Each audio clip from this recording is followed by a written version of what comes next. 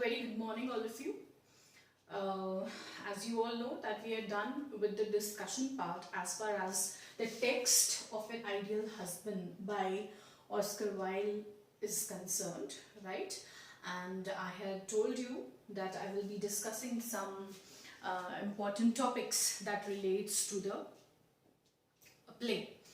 I have also shared with you all some videos which I liked by Professor Annie Waddy from this Victorian literature, and I really liked the way she brought out the concept of dandy, the concept of women with the past, and various other topics that I have shared, so that you can study. That will improve your understanding of the text, right?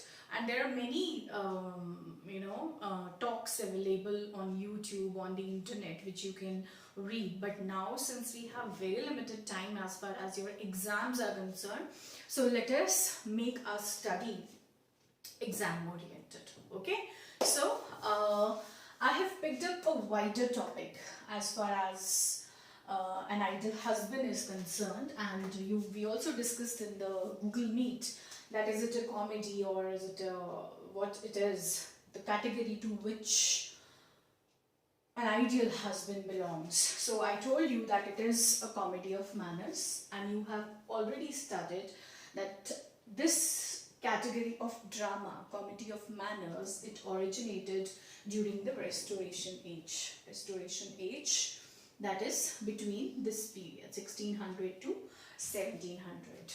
And when we talk of comedy of manners, what basically, as we understand the word, if we go by the literal meaning of the term, comedy of manners, manners are the behavior of somebody, how much etiquette a particular person has, what are the etiquette behaviors of, say, a particular society, right?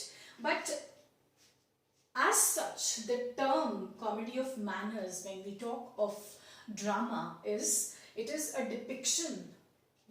Comedy of manners, this form of drama, this category of drama is a depiction of men and women living in social world ruled by conventions. Now, what are these conventions? Set rules and patterns of living which have been followed from time unknown. Okay, remember this thing. There are times, if you have gone through your syllabus where old question papers are there, you will find that the question says, discuss An Ideal Husband as a conventional play. Again, all these things will be mentioned. See, remember one thing.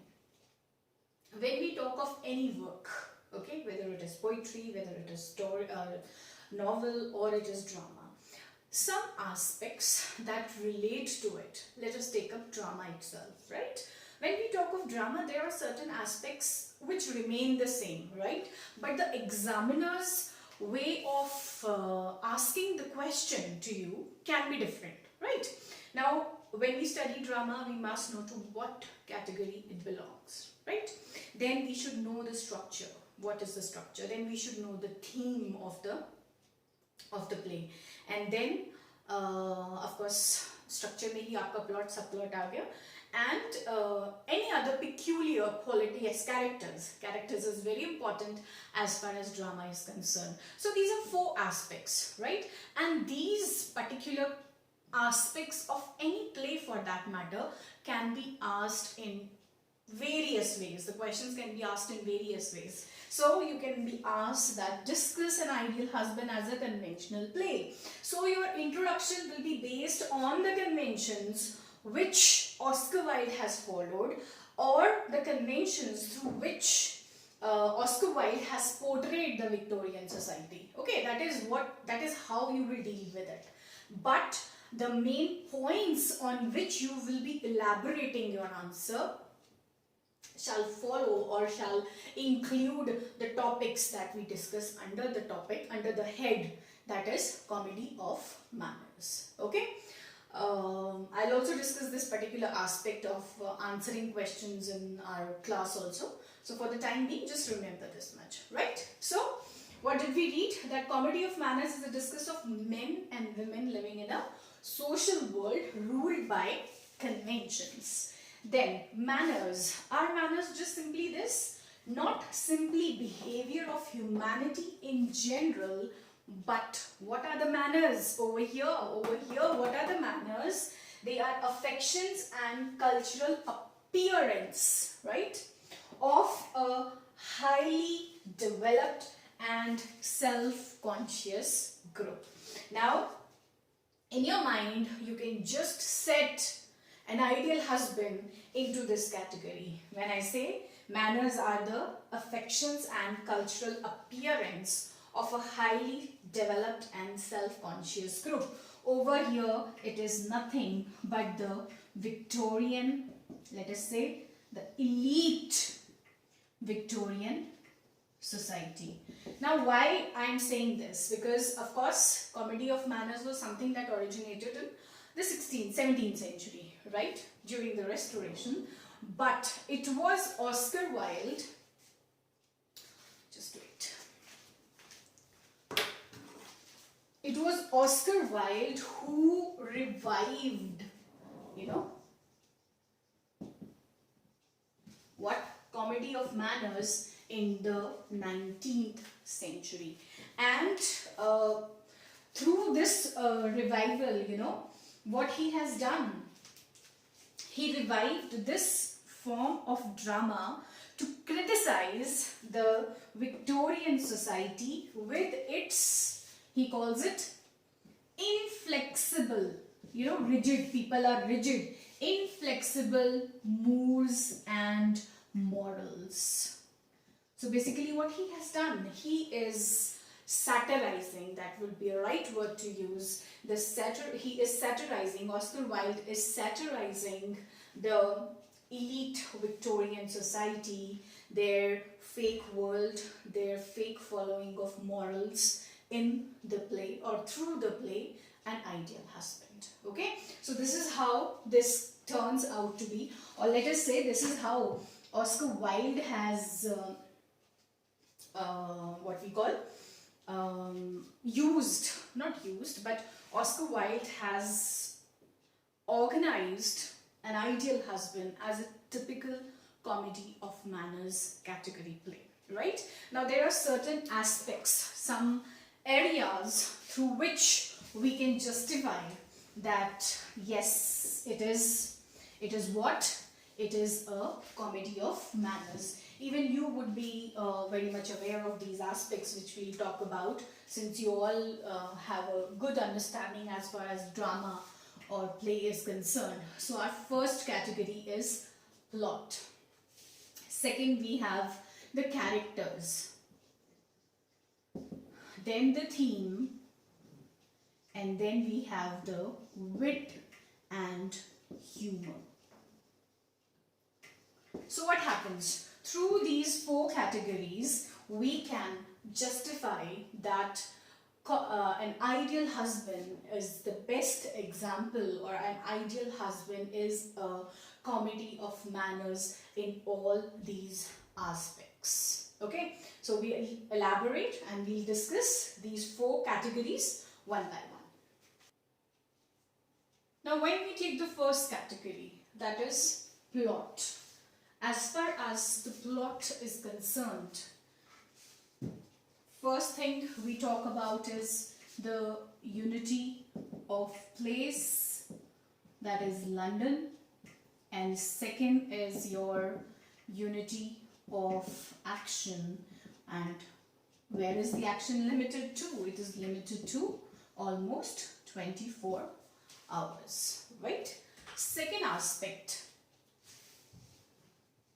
let us call it A when we are discussing plot. Then we have the four dramatic movements.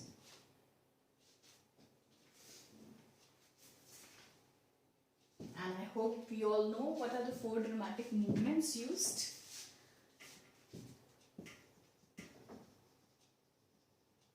Yes, exposition. This we have discussed in quite a detail, right? Then we have the complication,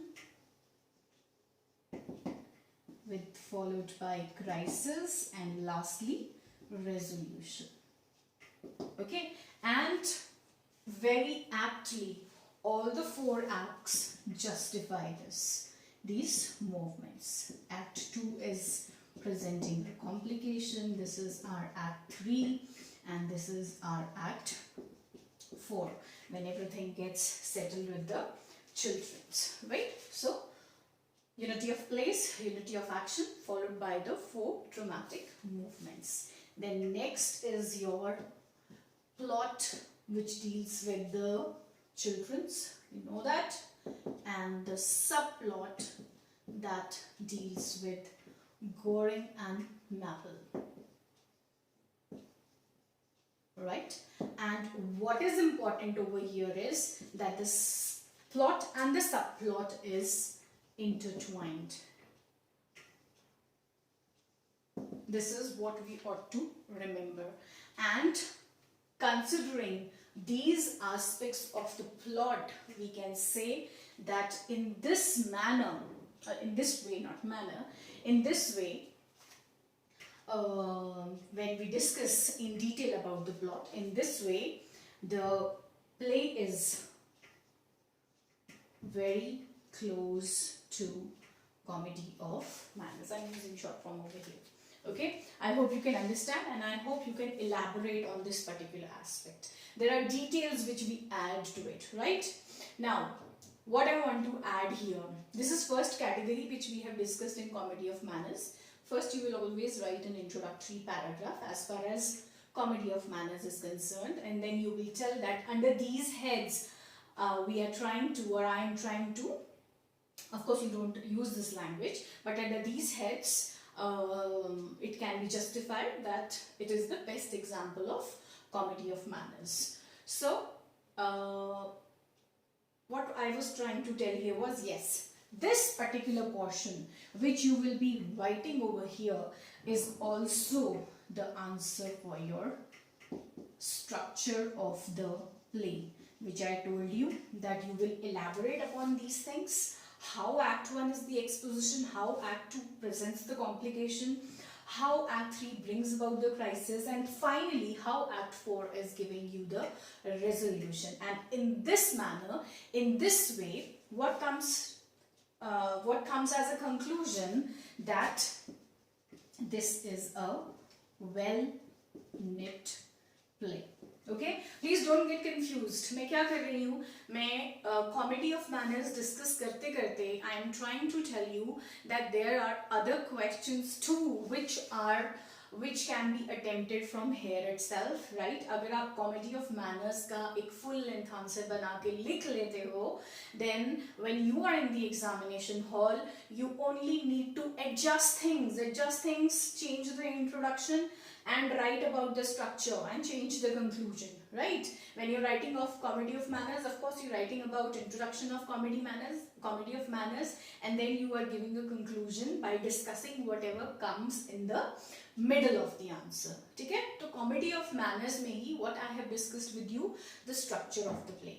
I'm not going in details because we have already discussed that. Okay? I hope I have made myself clear, right? Now next aspect after plot is characters. Now I think you would already be in a position to tell that yes, as far as the characters are concerned, what is the case?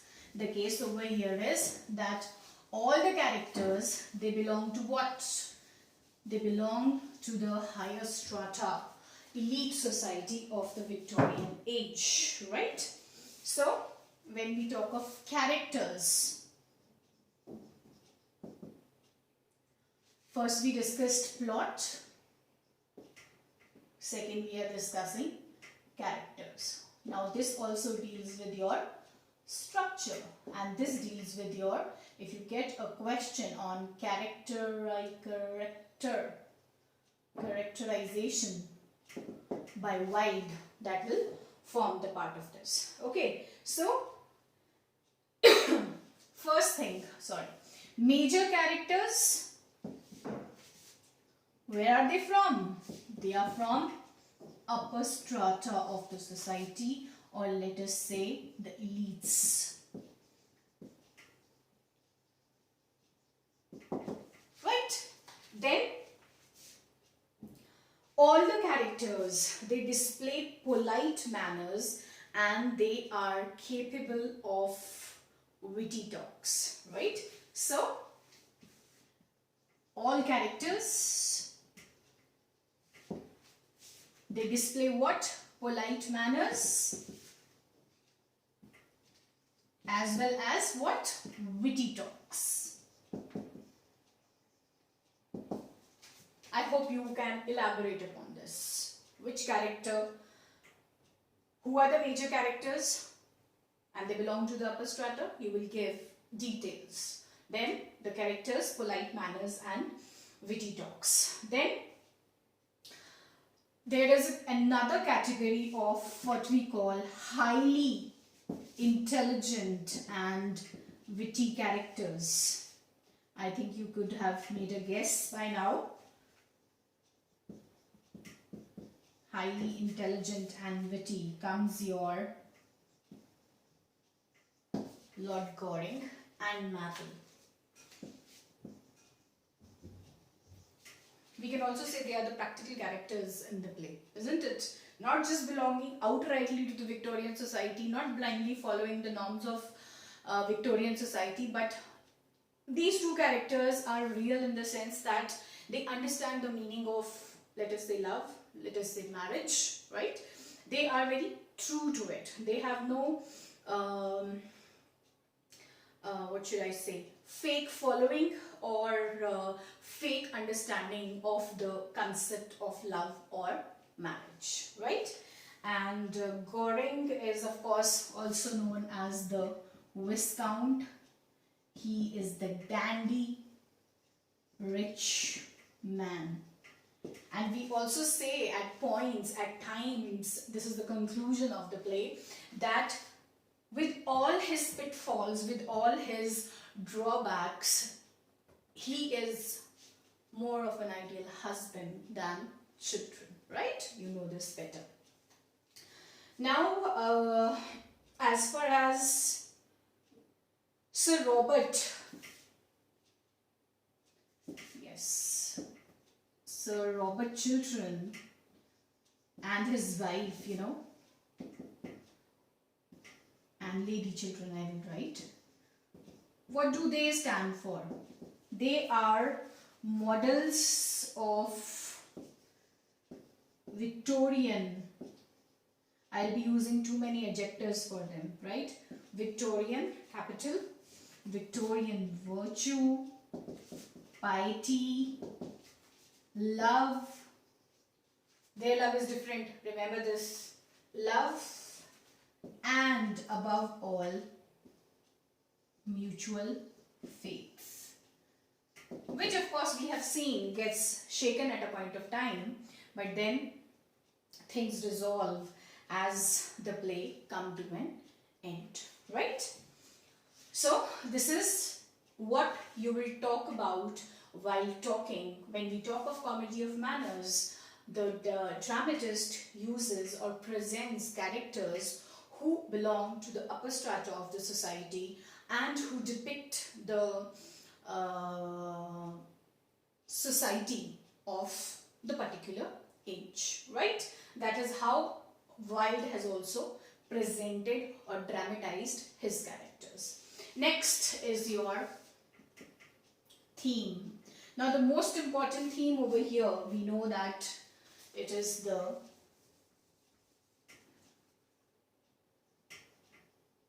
theme of love and marriage. Now what you have to remember here, that when we talk of comedy of manners, you know, the most important theme is what we call, let me write it here. If if you would have read it well. This forms the basic category of the comedy of manners, that is man-woman relationship.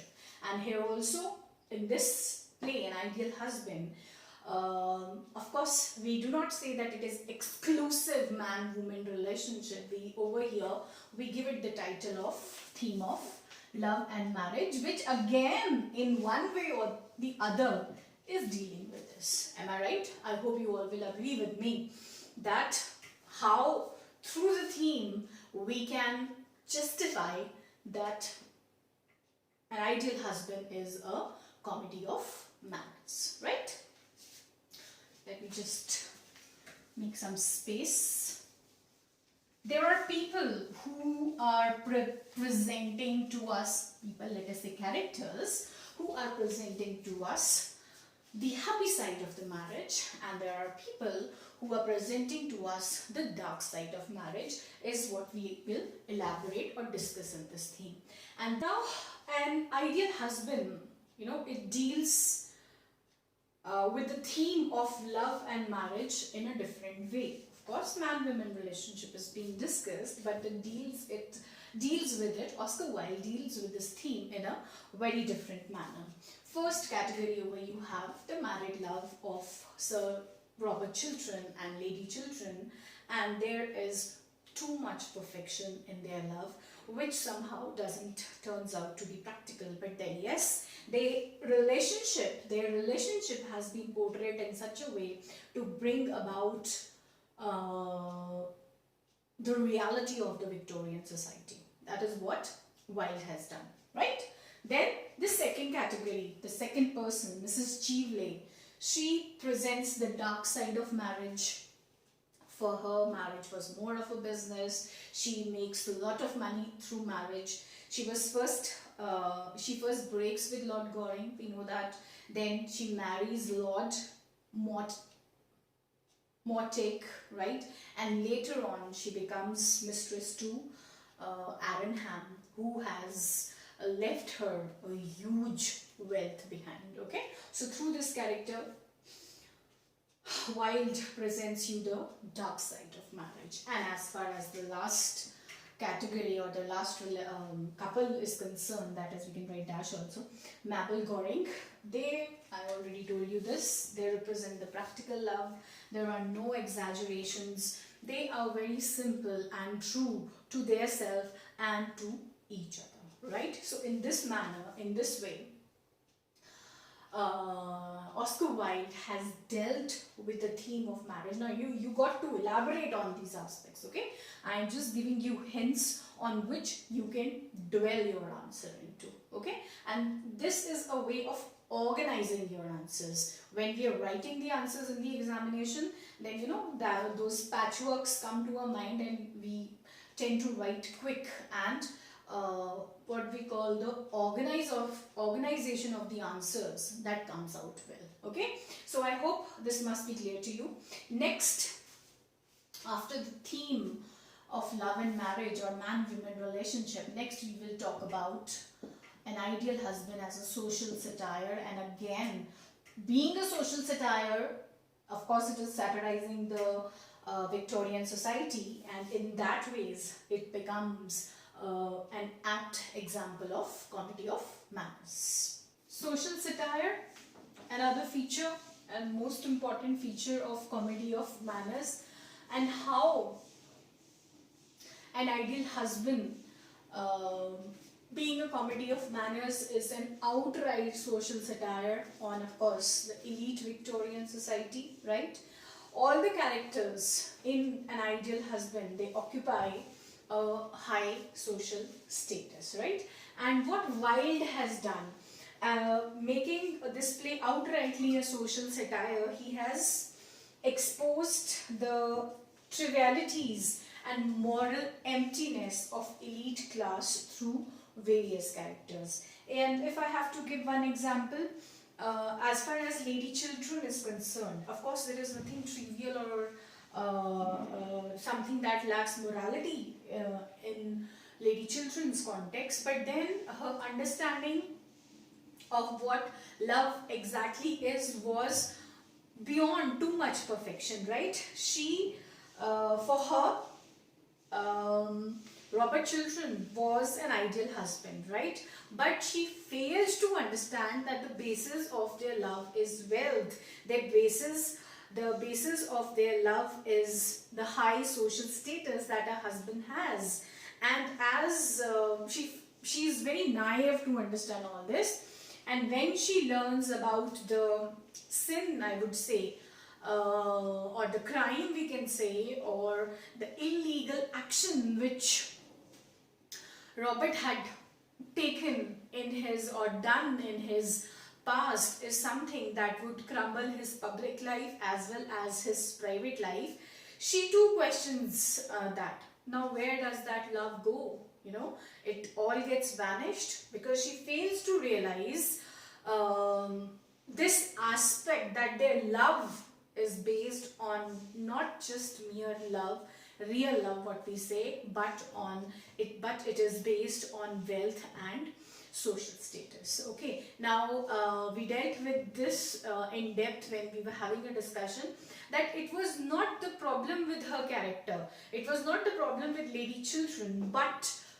Wilde has portrayed her in such a manner to expose the elite society, their mindset, their mentality, their conditioning. And that is how the Victorian wife, Lady Chiltern, has been portrayed in this manner. Okay, so outrightly we will say that an ideal husband has one of the most important feature of comedy of manners, that is, it is a social satire.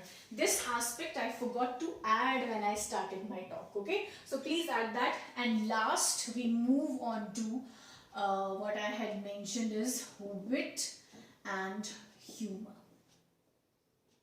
Okay, wit and humor. To understand what wit and humor or how it is used, first of all, what is the meaning of wit?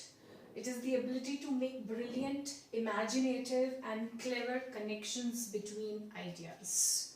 Entirely intellectual and verbal. Now if I talk of, okay, let's discuss this humor also. Humor, we all know, something or a quality that provokes laughter. Maybe the dramatist uses characters, situations or appearances, you know, to provoke the laughter of the audiences. Now, wit and humor as a means or a way through which, obviously we already said that it is a social satire. In a mocking manner, in a satirical manner, Wilde is exposing the Victorian society, right? And but how is he doing that? He has used certain characters to do this, to expose the Victorian society, right? So when I talk of wit exclusively, you know, this is the most important part. As far as humor is concerned, you will find it at various places where, especially in Act 3, there are situations. If I talk of Act 3, the wrong pen.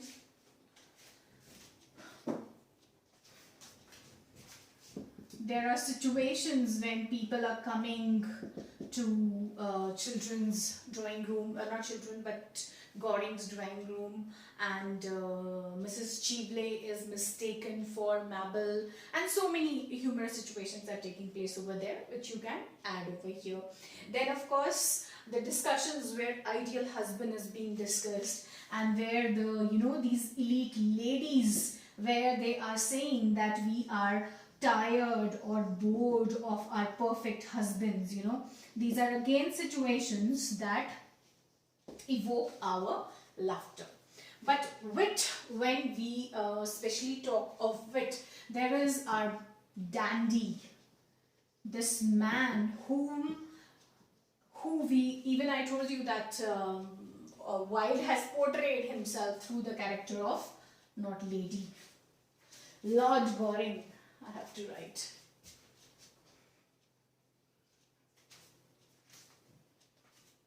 Lord Goring. Okay, so if you have heard Anne Watty's dialogue or her discussion on dandy figure, you must have understood that how Wilde uses him, how his witty dialogues, his witty remarks have been used to portray the emptiness, the hollowness of the elite society of a Victorian age, right? And very well, she has pointed out that Wilde makes use of epigrams, paradoxes, aphorism. Now, what are epigrams? Again, this is when you are expressing an idea in a clever way, witty way, clever or amusing way. Now, there are certain dialogues which either belongs to Lord Goring or to Mabel also, at places where through their dialogues Wilde has very aptly presented his wit through the ideal husband, through the play. Then paradoxes are nothing but contradictions, and at many places you will find that. When I'm saying he is very nice but he's rude, so there comes in a contradiction. So that is what paradoxes are. And aphorisms are basically sayings, when people are trying to tell you something. So it is more importantly, what you have to focus on, more importantly, it is through this character that Wilde's witty remarks, witty dealing of the society of the Victorian age has been done by Oscar Wilde. Okay, this is what you have to keep in mind. So he is ridiculing the society through the use of wit and humor, which again adds to one of the important features of being comedy of manners. Okay, so these are the points, these are the 5 aspects on which you with which you have to deal with when you are talking about comedy of manners. One more example over here. I think I mentioned Mabel to you. So when there is this remark by Cavesham, he says that London society is very boring, and she remarks at a place that no, I really love the London society because it is full of, you must remember, this was an example of wit that came to my mind, and that is, London society is full of beautiful idiots and brilliant lunatics. Various examples. एक exclusive question भी आ सकता है आपको wit and humor पे. So in that case, you have to detail about every aspect, like this place where I told you humor is used, Goring's remarks at various places which are full of wit. This is Mabel's remark when London society is being talked about, that is, I have put it in inverted commas. So these examples need to be quoted to complete your answers. But when talking in connection with comedy of manners, you will have to limit it to 1 para or 2, elaborating or bringing out what and where or how, let's not say what, how wit and humor has been used by Oscar Wilde. And before I conclude, remember this, that we are not talking of, let us not restrict comedy of manners to Wilde's An Ideal Husband. When you write your introduction, you must mention that it was not just this one particular play, but there are his other plays also, which I forgot to mention to you in the beginning, Lady Windermere's Fan, A Woman of No Importance, The Importance of Being Earnest. All these dramas, one way or the other, have all the elements of comedy of manners. Okay, so not exclusive this. Of course, you will be elaborating keeping in view an ideal husband, because question relates to that, but it is always good to give cross references so that an idea goes that you just are not restricted to Wilde's An Ideal Husband, you know more. बहुत ज़्यादा भी नहीं लिखना है, just this much that he has, since he is known as the revival of Comedy of Manners, okay, he was the one who revived it and he took it to a very great and new heights. So it is not just An Ideal Husband which is a representative of Comedy of Manners, but most of his plays are Comedy of Manners, okay. So I picked up a wider topic which includes almost the whole of the play. I think now you will be in a position to what we say, to dwell upon whatever questions you get over here. Only one thing that has not been covered in this aspect is the title. Now, the kind of discussion we all have had, I believe you people will be in a position to discuss the title. But what you have to remember as far as the title is concerned, you can elaborate very well, I know that, but focus on one point. First of all, you have to tell that Wilde was highly critical of what? He was highly critical of Victorian Institute of Marriage.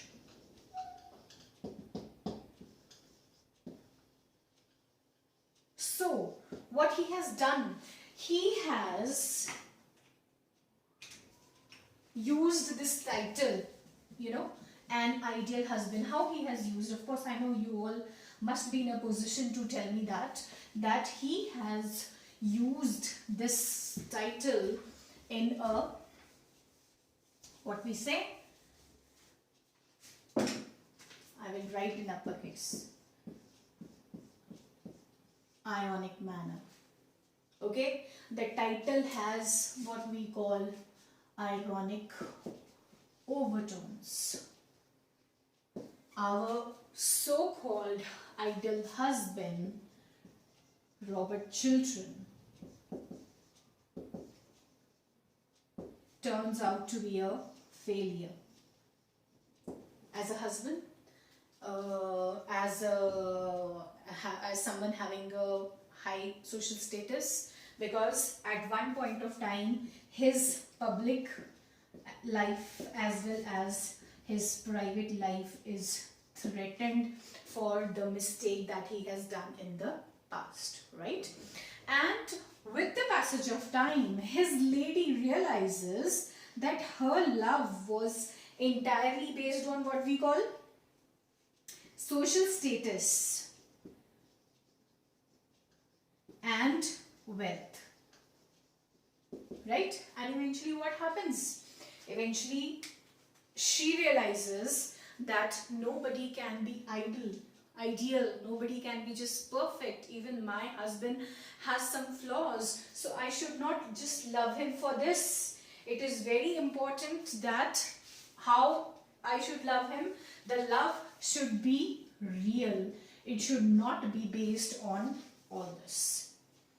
That is the realization which comes to her, and she grows with that. And you must remember when this talks of wedding of Goring and Chiltern, Mabel Chiltern is going on, then Caversham asked her that, you know, there are certain flaws in my son being idle and all these things. So she says, for me, ideal, nothing to do with ideal. I just have to deal with this real thing. That real thing over here is the real love. It has nothing to do with what we call ideal. Okay, this is how the title has ironic overtones. You will be elaborating on the question that what are your views, or justify the title, or whatever question which connects, which relates to the title is, this is how you will elaborate. First, in the beginning, we know who is the ideal husband, and then ultimately, who turns out to be the real ideal husband with all his shortcomings, with all his flaws. Okay, so as much as I have heard you people, I think you will be in a position to deal with this also, right? So plot structure, characterization, theme, social satire, and wit and humor, and sixth we have covered is title. So these are hints that I have given. We have discussed in detail already about all the aspects when we were dealing with the acts, right? Now I think you will be in a position to deal any question that comes to you. And remember what I told you in the beginning, that when we deal with the question, what are the tricks of the trade when you're answering your questions, when you're dealing with any kind of questions. Because sometimes it happens that you get direct questions, and sometimes it happens that the question is not direct. For example, I gave you that you may not be asked an ideal husband as a comedy of manners, but you will be asked an ideal husband as a conventional play. But so what you have to do, you have to dwell on comedy of manners with a different introduction. Okay, so I hope we call it the end of an ideal husband with no more complexities and confusions. Of course, you were very clear, your thoughts, whatever I heard you, the discussion we had in the class. I'm happy that you all have a good understanding as far as the play is concerned, as far as the text is concerned. So dealing with this is just this much, that you write and write and write and practice. That is more important. जब understanding है ना, तो thoughts अपने आप आते हैं, and you can. It is all about what I told you in the beginning also. It is all about organization. How you organize your answer. It is all about that. Okay. So that is all for an ideal husband. We'll see if time permits us to have more discussion. But after this, we move further and we start with Murder in the Cathedral. Okay? So that is all. Thank you so much.